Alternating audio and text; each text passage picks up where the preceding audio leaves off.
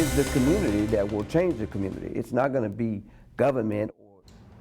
That is Nashville's community safety coordinator speaking with us tonight. For the last week, we've been working to get an interview about the city, about the crime wave we've been seeing. Good evening, I'm Marius Payton. And I'm Tracy Cornett. Tonight, News 4's Cameron Taylor found out what plans the city has to curb the violence.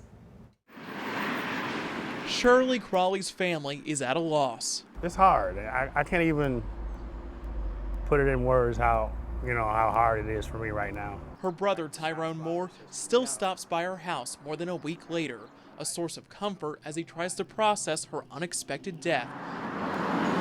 She was an innocent woman caught in the middle of gunfire while sitting at a red light. I mean, I lost my sister,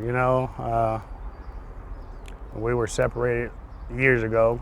I've been down here 6 years. We got back together and all of a sudden, now she's not here. We've been keeping track of homicides in Nashville with the recent uptick in crime. So far this year, there have been 59. That's up more than 50% from this time last year when there were 38. I can't change any of those things, but what I can say is we're going to do all that we can to try and help change that trajectory that we're on. Ron Johnson is Nashville's community safety coordinator. We sat down with Johnson after a violent start to the month. In the first 9 days of June, we had 8 murders. What does that say about Nashville? What does it say?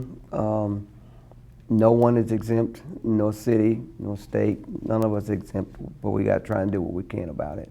Johnson is getting ready to open a grant application for neighborhood groups focusing on safety. He says more than $1 million will be set aside for them. Not going to be one organization, one group, one entity. It's going to take the entire village to see the change that we want to see. Giving these organizations more support to curb violence in our neighborhoods. So we're hoping that we can help some of those smaller groups be able to get in front of it, get some of those younger kids where they don't end up being the ones to perpetuate this behavior like some of the cycles of what we see happening. While Johnson says it's not a one-size-fits-all answer, Crawley's family isn't sure it's enough. I would have to say it falls just a little bit short for me.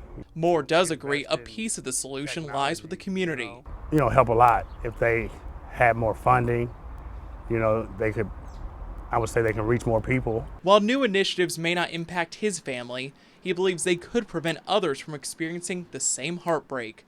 Cameron Taylor, News 4, Nashville.